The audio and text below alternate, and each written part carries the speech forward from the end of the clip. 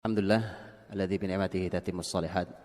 Asyhadu an la ilaha illallah wahdahu la syarika lah wa asyhadu anna Muhammadan abduhu wa rasuluh. Allahumma shalli wa sallim wa barik wa an'im ala sayyidina Muhammadin wa ala alihi wa sahbihi ajmain.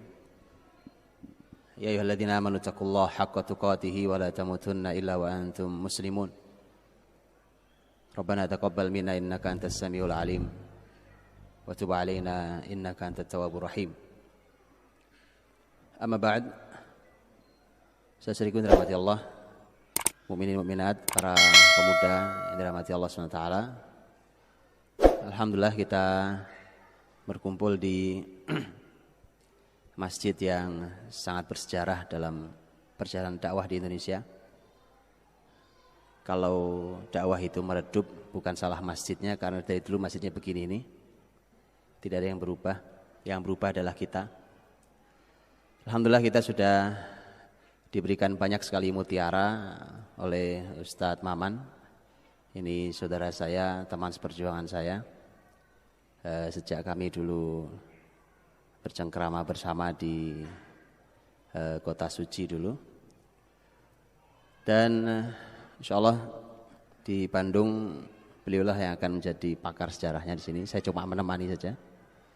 Saya hanya mendampingi, duduk samping beliau sekali-kali aja, nanti beliau yang akan memandu kebesaran Jawa Barat ini dengan mengenali kembali akarnya.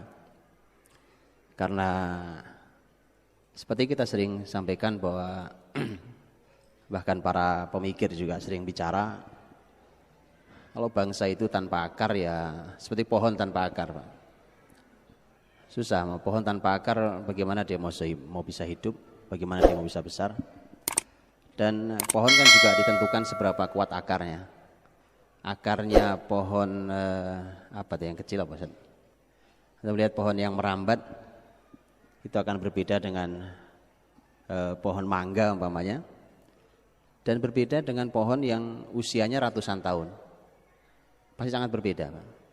Di antara perbedaannya pasti di antaranya akar. Pasti akar di antaranya. Karena itulah maka sekuat apa kita memahami, menggali akar, kejelasan akar bangsa ini, maka sekuat itu kita akan besar. Karenanya kalau kita tidak pernah mengenalinya, nah itu masalah besar. Saya tidak tahu di antara antum yang tinggal di Bandung ini seberapa yang paham tentang sejarah Pasundan, sejarah Bandung ini, sejarah Islam yang pernah hadir besar di negeri ini. Kemudian saya berbincang dengan salah seorang dai senior sekali di negeri ini, dan beliau mengatakan ke saya, karena saya bertanya, kalau ketemu beliau saya suka bertanya tentang peta Indonesia, karena beliau sejak dahulu menebarkan kebaikan di negeri ini dan sangat paham peta Indonesia yang tidak pernah berubah, selalu gitu karakter sebuah negeri. Dan beliau katakan, saya cuma sebutkan satu saja dari peta yang beliau sampaikan, Pulau Jawa dipetakan, Sumatera dipetakan, begitu seterusnya. Sehingga mudah kita untuk masuk dari mana gitu. Atau kalau kita mau bicara, mana yang mau dimulai duluan. Kan begitu. Kalau sebelum saya cerita peta, antum kalau ada daun di depan ada daun itu akan bisa kita bakar nyala, berenergi nyala, kalau daunnya sudah kering, Pak. Ini yang hukum alam ya. Apakah daun basah masih hijau bisa dibakar? Jawabannya bisa, tapi nanti. Jadi masih nanti. Karena dia jatuh. Kalaupun dibakar dia nunggu kering dulu, hilang airnya dulu, menguap dulu airnya, dipanasin segala macam, kemudian sampai kering baru bisa nyala dibakar. Perlu proses. Yang sudah siap nyala jangan ditunda, gitu. Yang sudah siap nyala. Nah itu kenapa perlu pemetaan. Dan sejarah itu pemetaan paling hebat, karena tidak ada yang berubah. Ternyata beliau cerita dari sejak zaman dahulu nih, orang yang saya temui ini sejak zaman dahulu beliau bercerita sampai hari ini nggak ada yang berubah. Dan beliau katakan Jawa Barat ini petanya adalah Islam. Itu kata beliau, Jawa Barat ini petanya adalah Islam. Cuma repot kalau Jawa Barat sendiri mulai jauh dari Islam. Nah, pasti itu yang repotnya sana.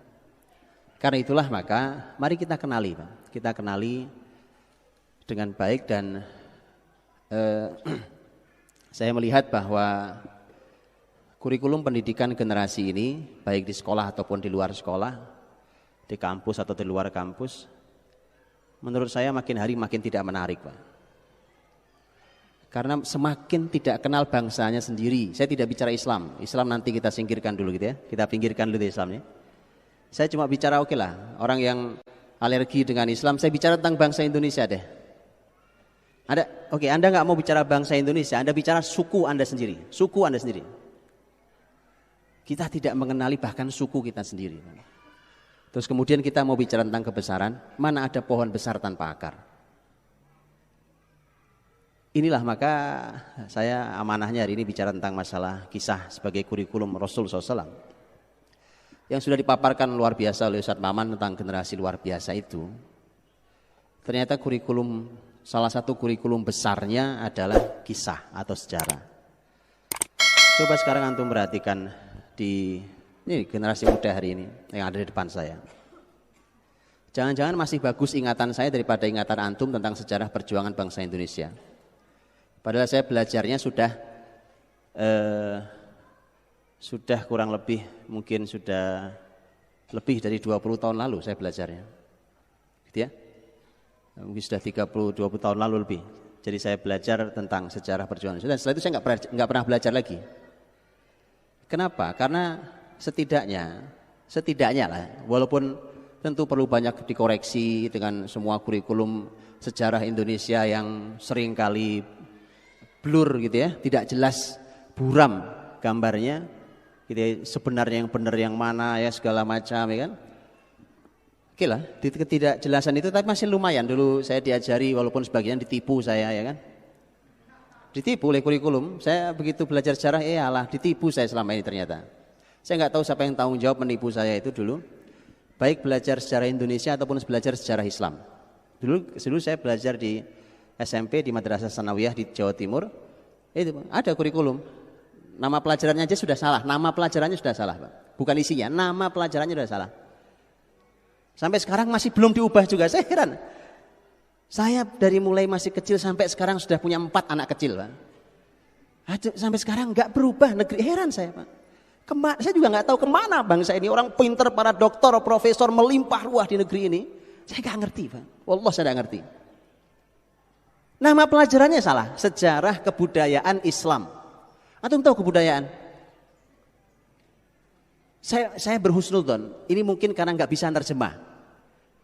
Mungkin maksudnya hadoroh, maksudnya mungkin. Mungkin al-hadoroh diterjemah kebudayaan. Bapak Ibu tahu budaya? Sunda ini punya budaya, betul ya? Budaya itu kesepakatan kita, Pak. Masyarakat Sunda ini sepakat kalau orang nikah budayanya begini, itu sepakat. Apakah ini benar secara syariat? Belum tentu, ya kan? Apakah sesuai atau melanggar? Ya belum tentu. Mungkin melanggar, mungkin sesuai. Namanya budaya. Punya repotnya, Pak. Padahal yang diajarkan ke saya sejarah kebudayaan Islam itu dari mulai sejak Khulafaur Rasyidin, bahkan sejak Rasul SAW. Itu bayangkan bahaya sekali bicara Rasul, bicara budaya. Ini Islam, ini wahyu bukan budaya. Bicara Khulafaur Rasyidin itu Nabi nyebut sebagai khilafah ala minhajin nubuwah. Minhajin nubuwah itu manhaj, sistem, konsep, aturan kenabian. Bukan budaya, wahyu. Jangankan itu, masa setelahnya saja yang sudah disebut sebagai kerajaan, Nabi nyebut sebagai mulk, kerajaan-kerajaan setelahnya. Itu saja subhanallah, mereka masih menegakkan aturan syariat walau kemudian beberapa pemimpin kadang turun, kadang tidak adil, kadang zalim, kadang bagus dan seterusnya, fluktuatif. Sampai saya bilang namanya saja salah, Pak. Menurut saya begitu. Sejarah kebudayaan Islam. Itu belum isinya innalillahi wa inna ilaihi rajiun. Betulan, saya apa adanya. Kalau ada di sini yang membuat kurikulumnya, saya siap diskusi. Saya sudah diskusi untuk itu, insya Allah, Pak. Karena ini untuk perbaikan bangsa ini. Yuk kita perbaiki bangsa ini. Kita perbaiki. Dan kita tidak kunjung beranjak, malah perlahan tapi pasti kita singkirkan pelan-pelan kurikulum sejarah dari pendidikan kita. Saya tidak tahu sekarang apa pelajaran yang ada dulu di anak-anak sekarang ya kan. Dulu saya pernah belajar di level SMP namanya Pendidikan Sejarah Perjuangan Bangsa. PSBB, itu zaman saya kan. Ketahuan kan tahun berapa saya lahir kan. Ya kan? Iya. Saya nggak tahu kalau sekarang di SMP ada pelajaran apa kalau sejarah Indonesia. Saya belum bicara Islam. Apa sekarang apa namanya? Digabung jadi satu dengan yang lain. Itulah musibahnya, Pak. Karena kurikulum pendidikan sejarah perjuangan bangsa dulu itu sangat detail, memang bicara hanya sejarah tentang bangsa ini. Itu belum pelajaran lain. Ada pelajaran lain, pelajaran sejarah, lain lagi secara Islam, sejarah kebudayaan Islam lain lagi, Pak. Setidaknya saya mengenali, oh begini toh ceritanya versi buku ini tentang sejarah bangsa ini. Kita nggak banyak kenal hari ini, nggak banyak kenal, Pak. Musibah besar, ya kan? Saya datang ke sebuah kabupaten yang dulunya adalah